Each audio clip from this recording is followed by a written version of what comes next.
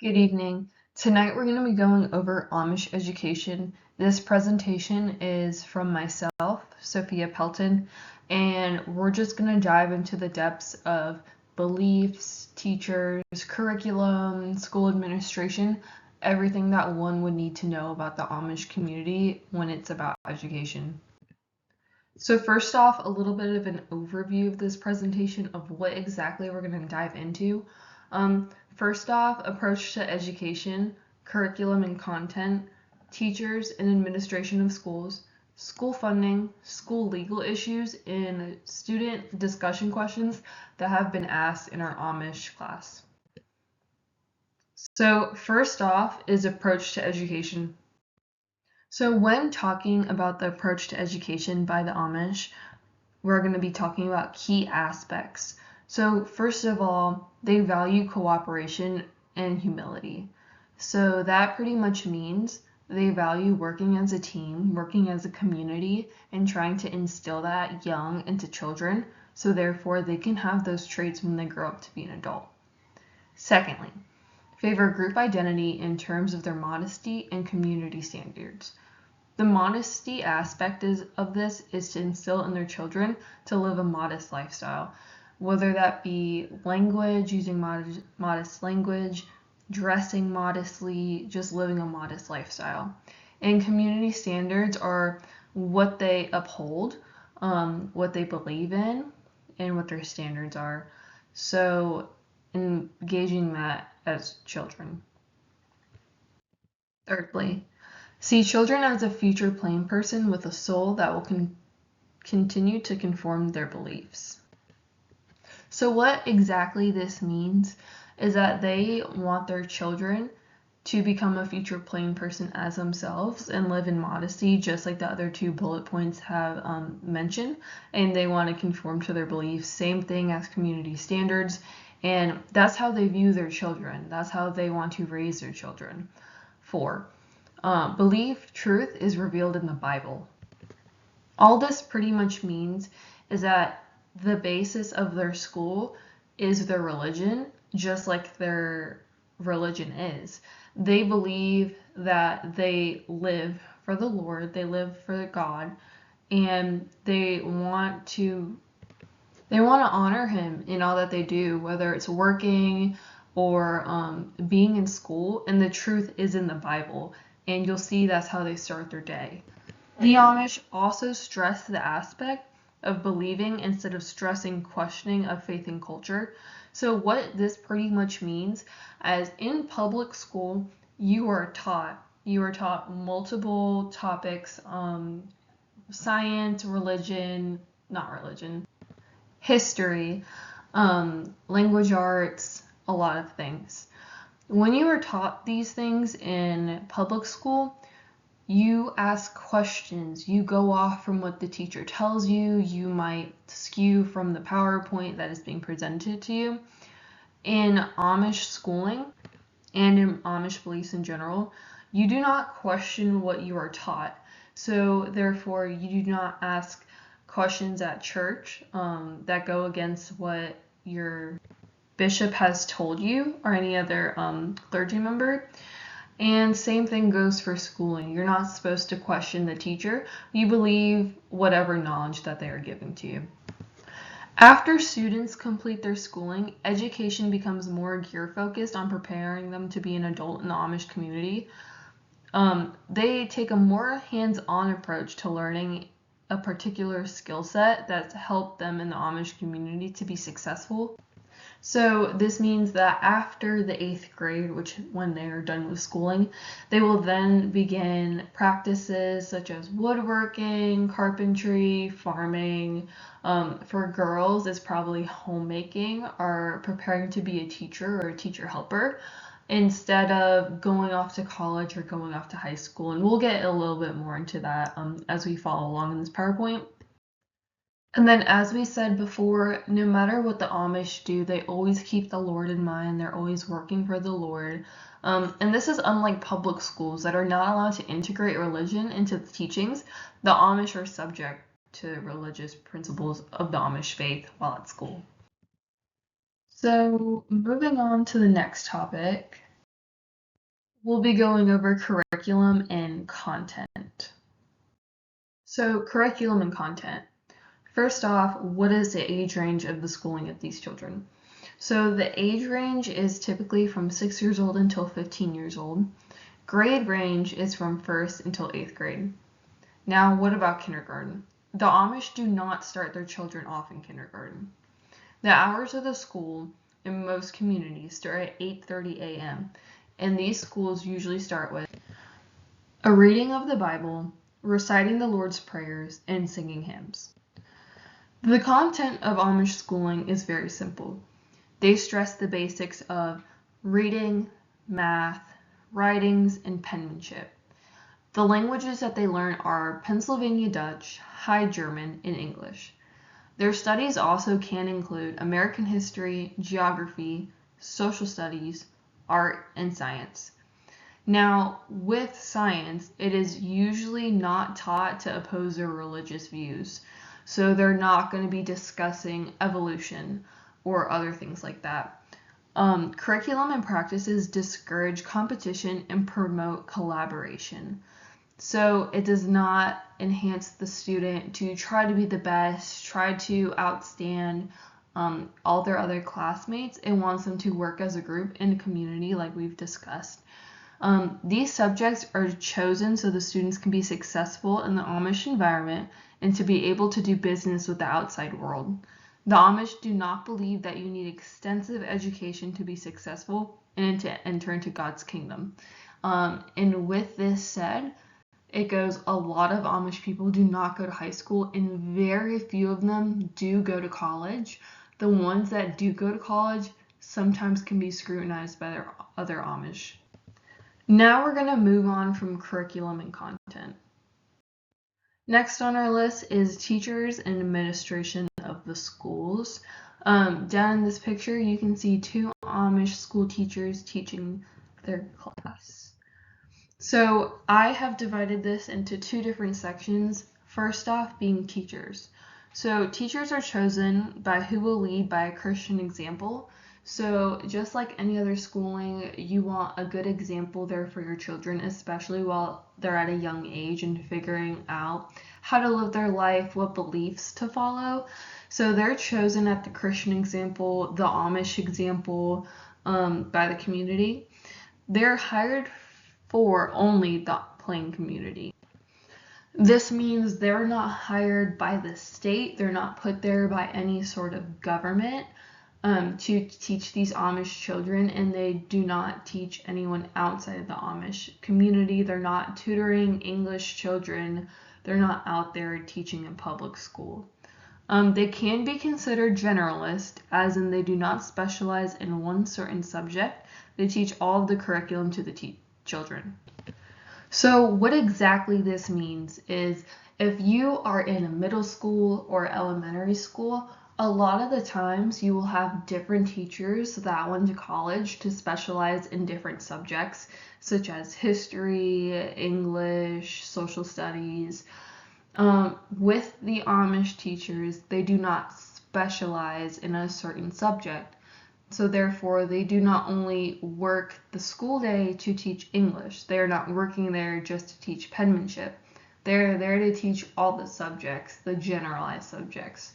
So therefore, they can be considered generalists. Through a lot of the research I've done myself, it says that they rank penmanship as a skill, and they really harp on that, meaning how important it is to have good penmanship in the Amish community. So I thought that was pretty interesting when it came to the content of what the teachers were teaching. It's typically unmarried Amish women. They do not need a formal teaching qualification. As said before, the Amish do not go to college. They do not go to high school. So therefore, their teachers will not have teaching degrees or certain qualifications to teach in the state. A lot of the times, it is women who've only had education up to the 8th grade. Jumping a few bullet points, the age range can be around 18 to 22 years old, and this is the time period right before women in the Amish community do get married. And a lot of them, before they do get married and become homemakers and wives and mothers, they take a turn in teaching the Amish children of their community. Moving on to administration of Amish schools, they run on a human scale opposed to an organization scale like public school. It's operated by parents, no administrative bureaucracy. They stress tradition instead of trying to stress the progress the child is learning at. And this pretty just means that they stress the tradition of their learnings, what they're taught, what the parents before them have learned, and their grandparents have learned.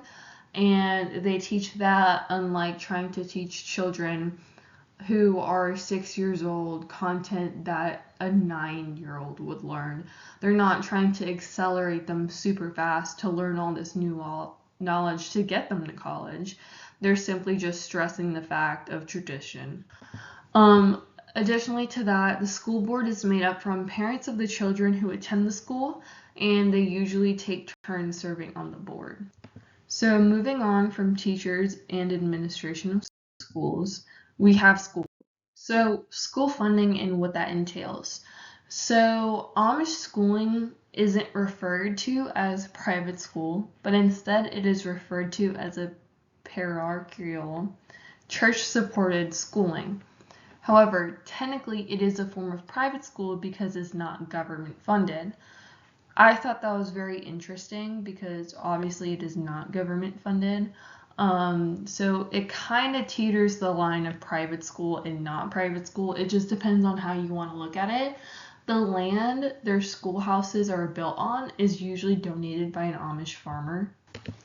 And same as every other community aspect, the community helps to, just like a barn raising, to build the school, to try to make the furniture for the school, to hire that teacher, and sometimes they can even do fundraising such as bake sales to raise money for the school. It's all within the community. They don't take anything from the government.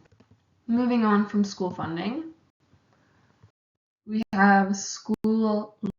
So just like I said, we're going to be deep diving into school legal issues at the moment.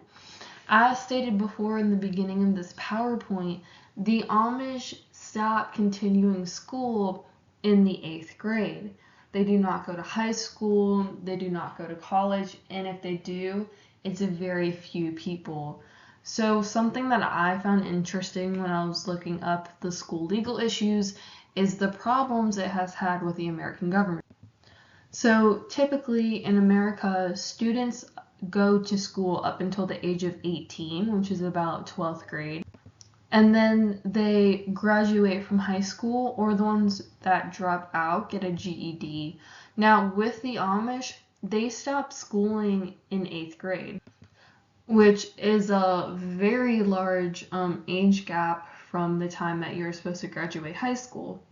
Now, looking into Amish legal issues about schooling, I came across the Supreme Court case. This Supreme Court case talks about the legal issues that the government has had with the Amish of how long their children should attend school. In 1971, a U.S. Supreme Court case dealt with the question of whether a family's religious liberty includes the education of its children. So this mostly covers the First Amendment and what exactly the First Amendment covers. So I found it very interesting of how important religion is when it comes to schooling and making law. So this U.S. court case was Yoder versus Wisconsin. 3 Amish students from different families stopped sending their kids to school after the 8th grade at the age of 14. Per Wisconsin law, you must send your kids to school up until the age of 16. The Yoder family, Miller family, and Yetzer family argued that high school attendance was contrary to their religious beliefs. It was ruled that under the First Amendment, where it states freedom of religion, stands true in this instance. It was found high school is, in quotes, in sharp conflict with the fundamental mode of life mandated by the Amish religion. It was also deemed that adding 2 more years of education to the 14-year-olds would not add any additional benefits of education. In conclusion, the Amish won the court case against against Wisconsin and continues to protect Amish children from attending high school. As said before, many Amish do not believe higher education is needed to be successful in life. Therefore, they're not going to push these rules that they're going to have to go to high school and they're going to fight against it. Because once their children hit 14, a lot of them have farms, they have woodworking companies, they have farmers markets that they run, and they need their children to help and learn from them so eventually they can take over. Now, some of the other school legal issues that entail with the Amish can be how many days they're required to attend school and how many days off that they have. Also, what exactly they're learning in their schools may not align with the American education system and the curriculum that the American education system adds for the grade levels. So on this slide, I provided two pictures that might be helpful when trying to imagine everything that we just talked about when it comes to Amish schooling. So on the left, you can see it's a very small building, the Amish schoolhouse. And on the right is inside the schoolhouse. You see it's very plain. They do not have computers. They do not have smart boards. All wooden desks that were probably donated and made from families in the community. And usually the Amish schoolhouse does consist of only one room. These are like typical schoolhouses that you can find in the history of America. Back 200, 300 years ago, schoolhouses were really only one room. And usually it is filled with 30 to 35 students from the community. This can be siblings, cousins, neighbors, any children you can think of the community all gather in this one room to learn. Also, as said before, there's usually only one teacher teaching grade levels from first grade to 8th grade, and there can be a lot of curriculum differences between a 6-year-old and a 14-year-old. So therefore, the age ranges will break into different groups. So it might be first grade through 3rd grades together and etc. That way the group can still learn together so the teacher doesn't have to individualize every single student and make sure they're catering to them. So lastly, in our Amish society class, we were asked to ask questions on different topics when it comes to the Amish, and these are some questions that I found to be helpful to answer. So first off, do Amish school children learn of other religions? To my findings, no. The Amish do not speak of subjects that question their own beliefs. It's very rarely they learn about history that is not American and that does not pertain to them. And to my understanding, it's because Amish school children might ask questions that will lead them to different answers of different cultures, different religions, and the Amish don't want their knowledge to be questioned upon. It's not like it is bad to be curious, but it might lead them out of the Amish community. Secondly, what are the typical school hours of an Amish school day? The typical hours start at 8:30 when the school day begins. To my findings, they have 2 recesses. The first one is around 10 a.m. Then their lunch is at 11:30. After lunch, their second recess takes place. And this one lasts around 12:30 and the school day continues until 3:30. One of the questions that I thought was very interesting is, can Amish children attend public school? Public school tends to use technology and the policies do not align with most Amish. According to usatoday.com, a study done by the Young Center stated 10% of Amish children do attend public school. Now, the reasoning for this is sometimes there's Amish communities that are so small and that are near the some cities that they cannot afford to have land to put up a schoolhouse and have a teacher. It might not be available to them. So therefore, there is a very small percentage of Amish children that do attend public school. And the last question is, do Amish children ride a bus to school? The Amish children that do attend the schoolhouse do not ride a bus to school. They either walk to the schoolhouse or ride a pony cart or a horse and buggy. Lastly, in this presentation are all the websites that I use to create the content of this PowerPoint. All of them are very well written. They give lots of content, lots of information and details on Amish education and school life. I hope this PowerPoint taught everyone something about Amish schooling, and hopefully a couple of you will even deep dive into it on your own time. Thank you for your time.